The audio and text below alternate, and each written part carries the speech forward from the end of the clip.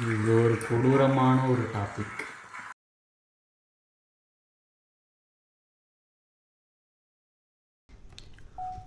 So hello நண்பர்களே, இன்றைக்கி video வந்து கொஞ்சம் டிஃப்ரெண்ட்டாக தான் இருக்கும்.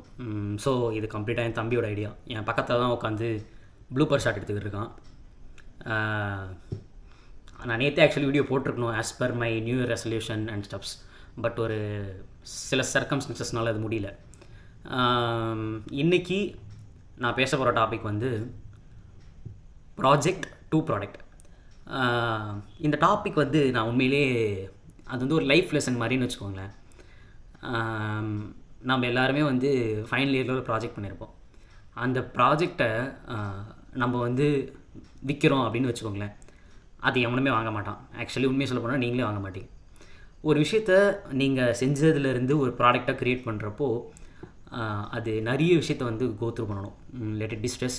ஐ மீன் ஸ்ட்ரெஸ்ன்னு நான் சொல்கிறது உங்கள் மேலே அது கண்டிப்பாக இருக்கும். But on the project or on the work that you do there will be a lot of stress. நான் ஸ்ட்ரெஸ்ன்னு எதை சொல்ல வரேன்னா, there will be many more test casesன்னு இருக்கலாம், ஆர் many way of thingsன்னு இருக்கலாம். ஒரு எக்ஸாம்பிளுக்கு நீங்கள் ஒரு சப்பாத்தி மாவு பிசைஞ்சு ஒரு சப்பாத்தி சொல்கிறீங்கன்னா, நீங்கள் சொல்கிற சப்பாத்தி வேறு மாதிரி இருக்கும்.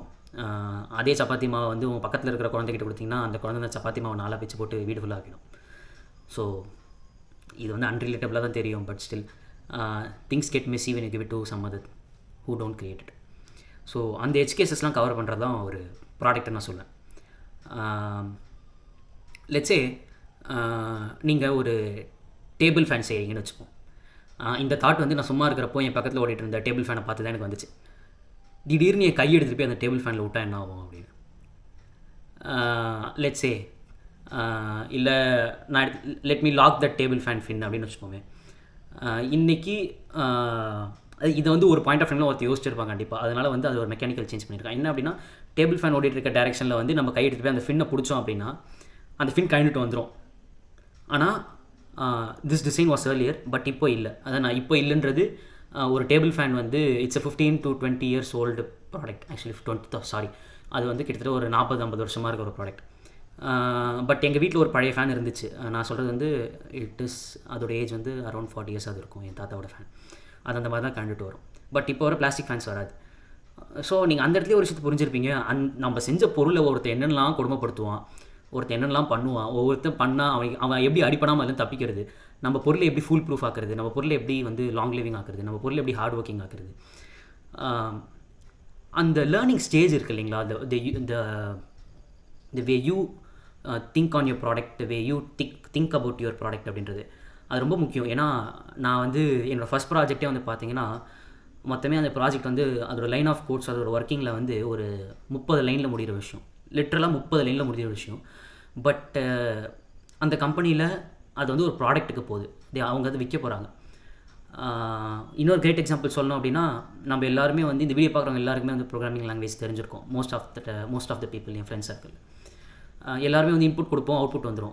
லெட்ஸே ஒரு நம்பர் இன்புட் கொடுத்தா ஒரு அடிஷன் பண்ணி வரும்னு வச்சுக்கோங்களேன். அந்த இடத்துல ஒரு வேர்டு இன்புட் கொடுத்தா அது எரர் தான் காட்டப்போகுது. இது வந்து ரொம்ப சிம்பிளான ஒரு பேசிக்கான ஒரு எஜுகேஷன் வச்சுக்கோங்களேன். இதை வந்து அந்த ப்ராஜெக்டில் நான் கவர் பண்ணி, so there are many circumstances they have to reset the whole process. இந்த 30 லைன் கோடுன்றது ஒரு 150 லைன் கோடு ஆகிடுச்சு. பட் இந்த 30 to 150ன்ற ஒரு ஜேர்னி இருக்குல்ல, இந்த ஜேர்னியில் நம்ம கற்றுக்கிற விஷயம் வந்து ரொம்ப ஜாஸ்தி. ஏன்னா நம்ம பொருளை அவன் என்னென்ன மாதிரிலாம் யூஸ் பண்ண வேண்டிய சுச்சுவேஷன்ஸ் ஏற்படும், இதை பற்றி நம்ம நிறைய சிந்திப்போம். நம்ம ஒரு கன்சியூமர் எண்ட்லேருந்து திங்க் பண்ணோம். ஸோ அந்த கன்சியூமர் எண்டு தான் உண்மையிலேயே ஒரு பிஸ்னஸ் மேனுக்கு ஆர் லெட்ஸே ஒரு பொருளை உருவாக்குறவங்களுக்கு ரொம்ப முக்கியம். பிகாஸ் டெக்னிக்கலாக இந்த பொருளை செய்யணும்னு நினைக்கிறவங்க ஸ்ட்ராங்காக தான் இருப்பாங்க. ஆனால் ஒரு பிஸ்னஸ் எண்ட்லேருந்தோ ஒரு எண்ட் யூசர்லேருந்து செய்யணும்னு நினைக்கிறவங்களுக்கு அந்த விஷயத்தை கண்டிப்பாக கற்றுக்கிட்டால் தான் அந்த பொருளை வந்து பெஸ்ட்டாக செய்ய முடியும். ஸோ நீங்கள் ஏதாவது விஷயம் செய்கிறீங்கன்னா அதை வந்து நீங்கள் யூஸ் பண்ண போகிறது கிடையாது. அந்த விஷயத்தை வந்து நீங்கள் எப்படிலாம் யூஸ் பண்ண மாட்டிங்களோ அப்படிலாம் நீங்கள் யூஸ் பண்ணாமல் ட்ரை பண்ணி பார்த்து எவ்வளோ அடித்தாலும் அந்த பொருள் தாங்குதா அப்படின்றத பாருங்கள். எவ்வளோ வடிவில் சொல்கிற மாதிரி அவன் எவ்வளோ அடித்தாலும் தாங்குறான்டா, அவன் ரொம்ப நல்லவன் அப்படின்ற ஒரு பேரை வந்து நம்ம ப்ராடக்ட்டோ நம்ம செய்கிற விஷயமோ வந்து வாங்கணும். ஏன்னா அதுதான் மார்க்கெட்டில் நிலைக்கும். சரி, ஓகே, அடுத்த வீடியோவில் சந்திப்போம். பாய்.